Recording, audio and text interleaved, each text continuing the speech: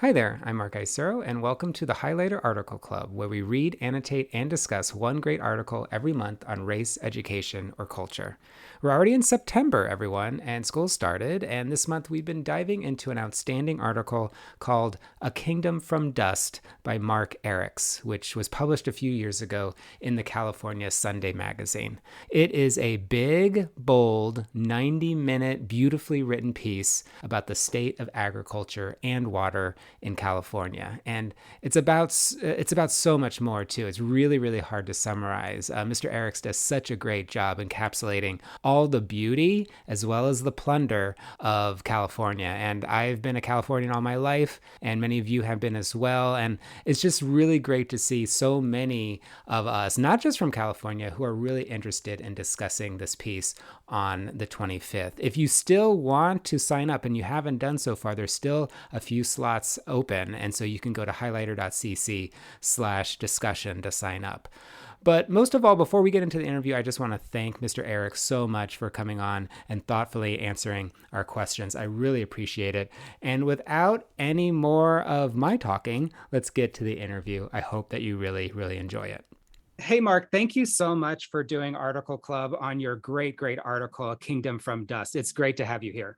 Nice to be here, Mark. Thanks a lot. There's just so many people who have read this article and want to talk about it. And I just want to get into it if that's okay. The first thing that just comes up right from the beginning is how much you love California. And I'm a Californian too. A lot of people in Article Club are too.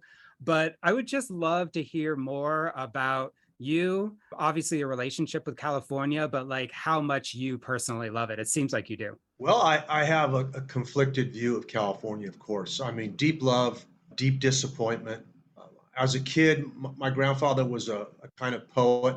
He had a friendship with the writer William Saroyan, and I remember as a kid going to visit Saroyan, and he had this same conflicted view of California and Fresno and the Valley, really very much a love-hate thing. And I think that's how all natives are. I think the hate comes from love. Yeah, there's a kind of disappointment that the place isn't, being all that it can be in your eyes. And that disappointment, leads to despair. And, sometimes, I mean, hate is a strong word. I use it more in a literary way, love, hate. So, yeah, but, I'm a native. My grandfather came in 1920. He journeyed out of genocide. The Turks had killed the Armenians, more than 1 million of them in 1915. My grandfather hid in an attic. He took a bunch of books up there with him, the French symbolist poets, Verlaine, writers Maupassant, and just kind of outlasted this genocide in this attic. And, came down after it was all done and had a choice. He was going to go to the Sorbonne, actually had a wealthy railroad magnate that was going to pay his way. And then these letters started coming from Fresno, from his uncle who had lost everybody in the genocide. And the uncle kept telling him how big the grapes were and how massive the watermelons were. And this is a new Armenia at the foot of the Sierra. And so my grandpa had this choice. I've told this story before, Paris or Fresno. And he took the bait and came to Fresno. So, yeah, you grow up in this valley, you try to puzzle it out. There's a lot of mystery to the place. I think kids grow up dumb to their place. And I was kind of dumb to my place until the murder of my father when I was 15. And that kind of opened up my eyes and began this journey to figure out, what is this place? What are its secrets? And one of the great secrets is water, where it comes from and who it goes to and by what mechanism it goes to them. Yeah, and that's central to your piece is just about water. And there's been other pieces and other books about water, but in this piece, I feel like you really do follow the mystery, not just of water, but really the mystery of California. Right at the beginning, you say, for half my life, I never stopped to wonder how much was magic and how much was plunder. Can you say a little bit more about that? Are you talking about California in general or water or a little bit of both? All of it. So that starts off in a kind of smaller way. I'm trying to puzzle out these irrigation canals that just they were like lattice work through the landscape of the valley. They would knife through these neighborhoods. I remember my grandfather, who was deathly afraid of water, She had a younger sister who died in water, and she would tell me, "Don't go near the irrigation canal," which was like 3 doors down from their house. And so these canals went through town. They were never fenced. So every summer, a lot of the children of the Mexican farm workers trying to cool off would jump into the canals and drown. The water was pretty treacherous in there. There was a lot of kind of cross currents and flows, and it was pretty damn cold because it was snow melt. And these canals, they just were there as part of the landscape, kind of like the railroad tracks that also cross town. And you never really questioned them. They were just part of the landscape. And at some point, when your eyes opened up, you thought, well, what's this water going? Where's it coming from and where's it going to? And who commands the flow? That story is a story of magic, kind of defiance of gravity to get that water to where it needs to go, from where it falls to where it doesn't fall, the rainfall. And then it's also so that's kind of a magic. And then there's a plunder to the whole thing because you're taking a resource, you're extracting a resource for greed and hubris. And so that equation has followed me as I've grown up. In The King of California, my second book, I delve into it. In the Dreamt Land, I delve into it, even deeper. Yeah, so my mom's side are all farmers, and it's so interesting. Similar to what you said, back more 50 and 70 years ago, there seemed to just be water just everywhere. And now if you ask them, it's really obviously they're really stressed out about it. And they get really mad, for example, they're up in Stockton. They get really mad Yeah. about the aqueduct, for example.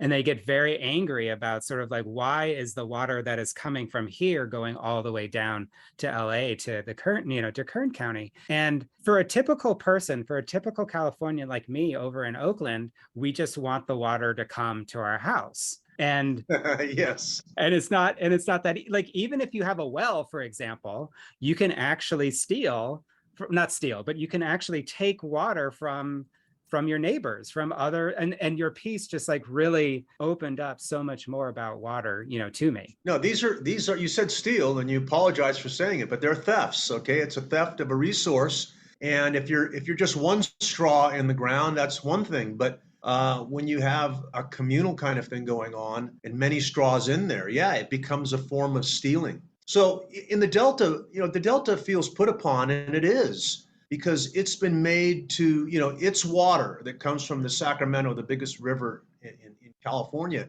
That water has gone south in a variety of deals. The building of the Great Central Valley Project, which grew up out of the drought of the 1920s, a drought that until this drought was the worst drought in white man's history in California. And then you had the State Water Project, which came in a period of 1950s floods. And all those there were these deals, bargains. And so every place stole from another place. And the first thief was Los Angeles, which went up and over the mountain 230 miles away to the Owens Valley and stole its river. So, I mean, Chinatown, the movie, and Cadillac Desert, a great book that kind of, led me to do my book.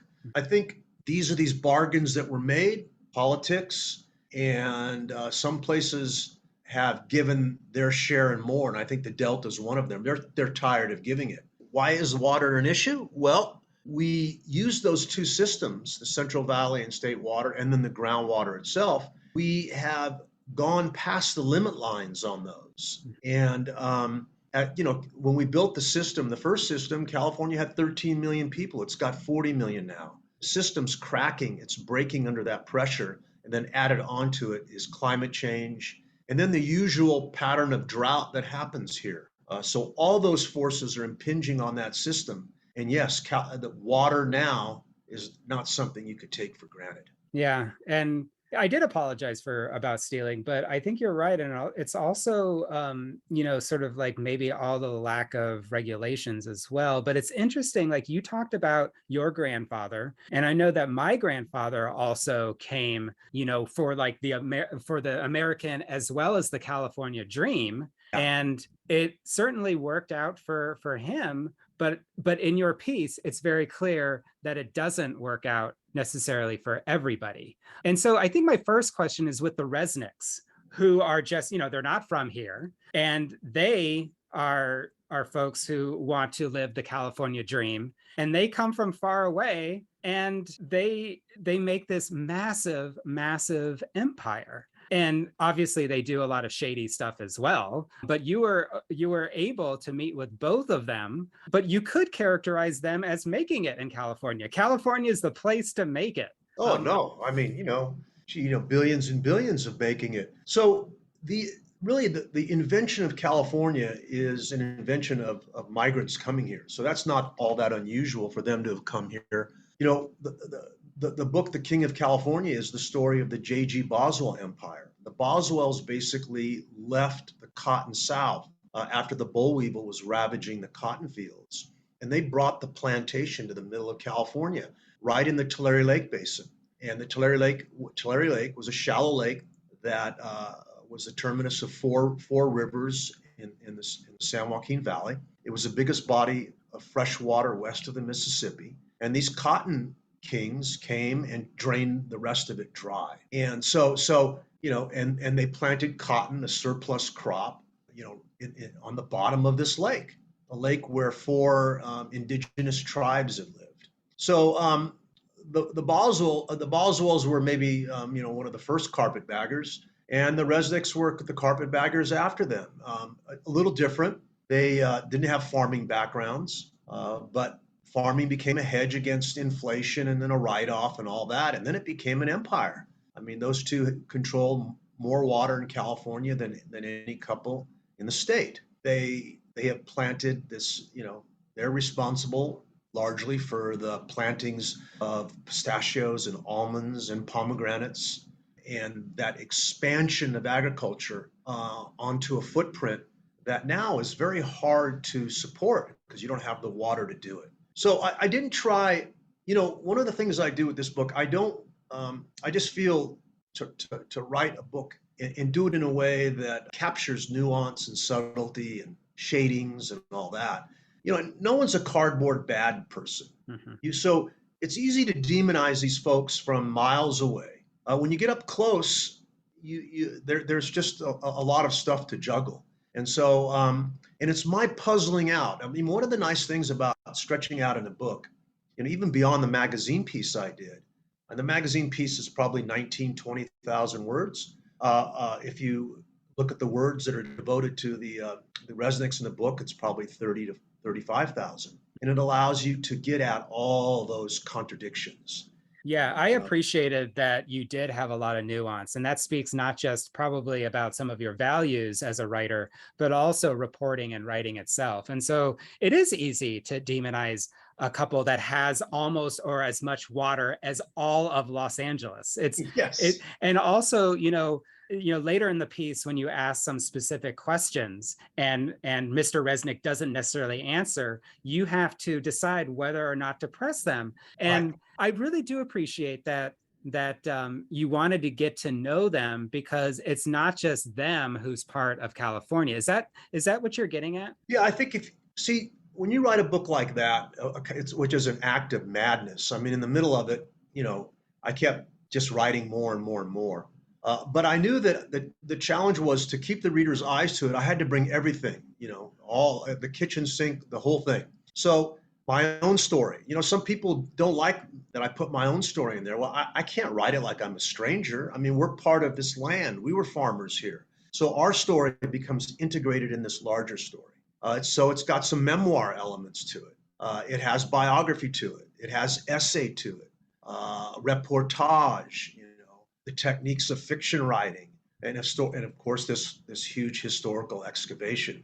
Because really, when you trace this back, this extraction, it goes right to the DNA of California, the invention of it, and not just the invention of the gold rush, but the Spanish experiment here that took the body of the Indians, and used that resource to then capture the first flows of the rivers and the first building of crude ditch and dam.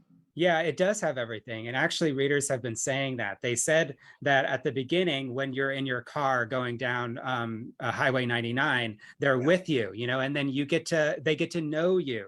And then they're sort of wondering, like, where exactly is this piece going to go? And it's everything that you said, but it's also a mystery of the pipeline. Like, what exactly, where is the pipeline and Yeah, no, who's. thank you're right. Thank goodness there was this pipeline. So one of the things that Soroyan taught me was that whenever you write, you have to find something, that you begin with. And he always said that he began with a tree, the sense of a tree, not literally the tree, although he did begin a few stories with literally a walnut tree in the back of his yard when he was a kid.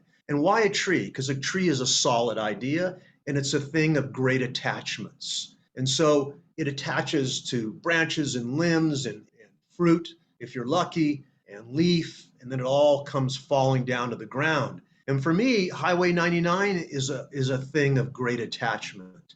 And so as you're driving that road, you start riffing on what you see in front of you, this, and it really is. I mean, geologists call this landscape the most altered landscape by human hand in human history. I mean, what was done here was, I mean, in one eye, it might be magnificent. In another eye, it may be just a great act of violence. I mean, a violence that was visited upon a land to change it the way it was changed. So, yeah, I've tried to describe 99 in more than one of my books, and each time it's a challenge. And this time I figured, no, I'm going to go all in and use that as the thread because it's its own river. I mean, it's a river. Yeah, it's the violence or the change, the modification of the landscape. It's also the haves versus the have-nots. You Yeah. also spoke about the Native Americans. And even when you describe farming itself, the idea of what does it mean to cultivate and to harvest an almond tree, for example. You Right. go back to the tree and you go back to the mechanization of it and just how violent. There's one part in the piece where you're like, I'm actually surprised that the tree even makes it. Yeah, the shaking of the almond. I mean, it is no talk about violence. It's like grabbing with clutching with this machine and shaking, and you're thinking, wait, this is going to uproot this tree, but it doesn't. It just stops short of doing that, and then all these nuts come down. So yeah, a lot of violence here. Violence that plays out in the land, a violence that pits people. The bending that goes on here, the bending of water, the importation of bees to pollinate from, it's like, it's billions of bees, okay? And then the bending of there's a chapter in there called the Candy Man, who's actually taking the stuff of a grape and adding other kinds of gene types to it and turning a grape into a piece of candy. If you think that a grape already starts off as a piece of candy, maybe that manipulation is too much. And then the manipulation of labor, bringing a people across a border and subjecting them to the hardest work around. All Yeah, these things raise these profound questions. Yeah, can you talk more about that? Because that's been central to how this has all existed for many, many years, is the bending, but also the importation of people over the border, many of whom, most of whom are undocumented. And just sort of like, just how I guess it just seems like it's the natural, normal, actually the only way that this could even be possible. You talked to Lupe, you talked to some other folks, you went into their homes and you asked them what their experiences, what their hopes were, but also their experiences, as workers.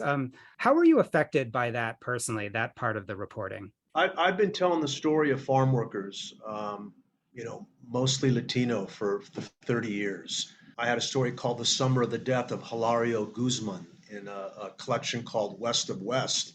That was probably the most intimate portrait of a farm worker family. Well, certainly the most intimate I had written. And it's a privilege to tell the story of these folks. And again, you have to, there's just a lot of shading to the story. Okay. Yes, they come here, their own free will. Yes, the wages they're making here are better than they are in Mexico. Yes, the crops have, as the season has extended and the wages have gotten better, they can even afford homes. Okay, at least they could before this last crazy, housing boom took place. But so getting inside that story is always a challenge. I don't speak Spanish, so it requires a translator that I trust and a lot of time for them to trust me. So, that the story of their labor going out in the fields with them. These are like hidden zones. We don't see them. When I was a kid growing up, if my dad would take me to watch the 49ers play or we'd go to Disneyland, you'd see these fields outside your suburbia and it would occur to you, wow, the suburbs aren't endless. They in fact, they end about 5 miles out, and the rest of it is given over to this massive experiment in agriculture. And these people, bandanas hiding their faces, are real folks. And I think the first time I saw them in town was when the UFW and Cesar Chavez in the Mhm. in the late 1960s started marching through Fresno, and there was a face I could put to these workers. Finally. Yeah. And what do they think about the company town that the Resnicks have created in Lost Hills? Yeah, I again nuance. Like yeah. I don't see any of them necessarily wanting to do the Zumba classes, Yes. but they may like $3 food, but they may also want to have food that they want to eat. It was just so I got really critical, at times, Yeah. but then at the same time it might be better than otherwise they could have had otherwise. You nailed it right there. I mean, the social engineering that's going on when Linda is trying to change the biome of their guts by giving them, apple cider vinegar and turmeric and all this other kind of stuff, which, happens to be good.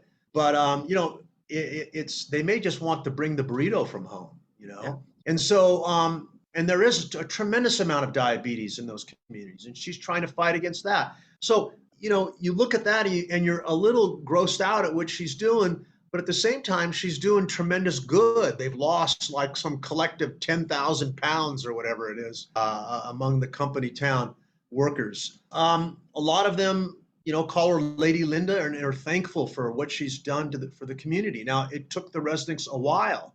They had that as a company town for a quarter century before they really did anything.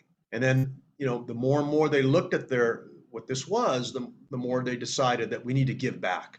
And not just writing checks. I mean, she's designing these schools for the children of farm workers, right down to the curriculum. So I don't know, man. It's a complicated mix. How do you decide though? I believe that you want to get to know people, but how do you know when somebody is sincere? So, for example, they also rip up hundreds of acres of California oaks in order to make wine.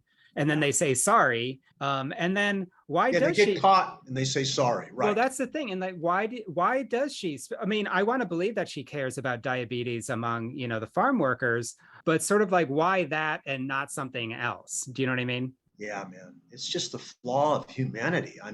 They listen, they have tremendous ambition, hubris, all that. I think, Resnick, we get into his past. His father owned a bar like my dad did. His father was a tough guy. So, he's just one generation removed from all of that. Hmm. These aren't wasps, patricians, blue bloods. They're, so they carry all that inside them. What's And what's going to happen though? I'm sorry to interrupt, but you explain how he may not be totally close to his kids, or at least the kids don't want to take on this empire. What's going to happen with this huge kingdom? well, this is where you're comparing, something that's not so great with something that could be worse. I mean, we're seeing hedge funds, pension funds, the Canadian Royal Mountie Retirement Fund, the Mormon Church buying up huge swaths of land in California, knowing that there's this water problem, but thinking, okay, on our books, if we can show 5, 6 years of profits, maybe even losses to offset the profits from other investments, we should make a bet on this farmland. So you almost rue the day that the Resnicks end up, selling that to a massive hedge fund. Well, or to this John Vidovich guy. Oh, Vinegar, yeah, beauty. And not him specifically, but toward the end of the piece, it totally just got wild for me. That apparently California, you're going to be buying land not to grow anything on it, but rather just for the water underneath. I Yeah, don't know exactly how I felt, but I felt really overwhelmingly just disturbed by that, like sad about that, like that actually this is what it's come to. right. Yeah, there is a sadness with that awareness. I think for all our progressive stuff we've done, leading the country and the world in all sorts of great things that seem not conceivable and really were in the social realm, in the realm of the green economy, all these things. For all that, California was one of the last states to regulate the taking of groundwater, which speaks to its own kind of contradiction. So we now have this law. Sigma will eventually, I mean, it's a 20-year run up to it, but eventually, if the Department of Water Resources does things right, it will not allow any more extraction of water than the snow melt brings, okay, Mm-hmm. which is a good law, which will end up fallowing probably more than 1 million acres in the San Joaquin Valley alone, which is a good thing. But it makes so what happens is these guys are buying extra land and in the interim putting down even more wells to extract more water. So when the law goes into effect, they have a historical record of the taking, and they can see. So that thing had this completely perverse effect of really unintended, but it should have not been unintended. It was actually, if you looked at it, you could see it that this was Mm-hmm. going to be the consequence. That in the run up to this law, they were just going to pump the hell out of the groundwater even more, sinking the aqueducts, sinking canals, sinking towns. And that's the thing, with the 40 million Californians, me being one of them, it just seems too big for me to do anything about it. And yet you have been writing about it for years. This is your work. And obviously you care about it so deeply. And from the likes of like how many people want to join Article Club this month to be reading and discussing your piece, this is something that people really care about, but it seems so big. And so I guess one of my last questions is really what do you hope for the reader, meaning what are you trying to tell us, and then also what can we do as a possible next step. Yeah, those are really good questions to end on. I'm documenting. This is just a document that goes under into the category of climate change, right? I mean, climate change is huge, and because of how big it is, we seem paralyzed to try to do something. And it's the same with this issue too. But I think there are some things we can do. I hesitated putting out this prescription of things that can be done, Mhm. but when I'm on the land in the book with this guy named the Oracle, a magnificent scene at the end of the book. He challenges me. He says, "Get your notebook. Let's come up with some ideas." And we did. Mhm. One, we're going to have to see the footprint of agriculture reduced by about a quarter. We're going to have to stop building in the wildland urban interface in the path of wildfires. I mean, that's an insanity too. So the sprawl of suburbia and the sprawl of farmland, we're going to have to stop that. We can't do that anymore. We shouldn't have done it in the first place. But with drought and climate change hitching on to drought, can't be done. We are the state of mega dairies, these dairies that have 25, 30,000 cows, okay? That doesn't make sense. Our soil and water and sun, they're too valuable to support an industry that can happen anywhere. And milk is surplus. Mhm. So these mega dairies that are using, the cow uses more water than anything else.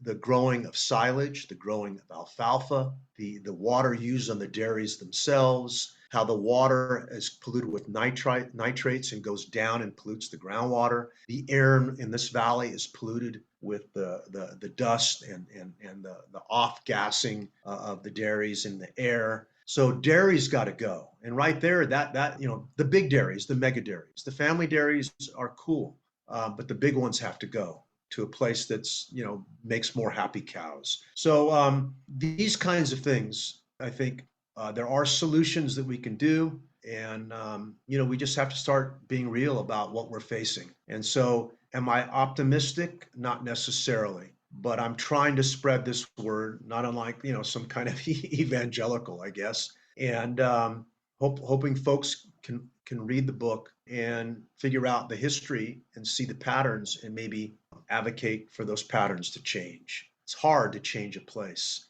It's kind of hard baked, but we're going to have to.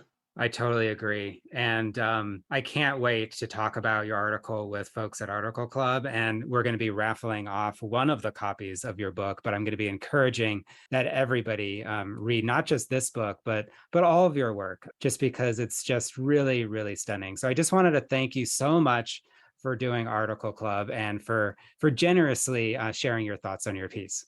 Mark, thank you, man. It's good. It's good to share and meet readers this way, virtually in every way. So thanks a lot for what you're doing. Appreciate it. I want to thank Mr. Arax yet again for coming on to Article Club and for thoughtfully sharing all of your views about not just your piece, but about California and about writing. I really, really appreciate it. Also, want to appreciate all of you, Article Clubbers, for reading all these pieces and for listening in to these wonderful authors. If you have any questions or if you want to reach out, please, all you need to do is email me at mark@highlighter.cc. I hope you have a great, wonderful week.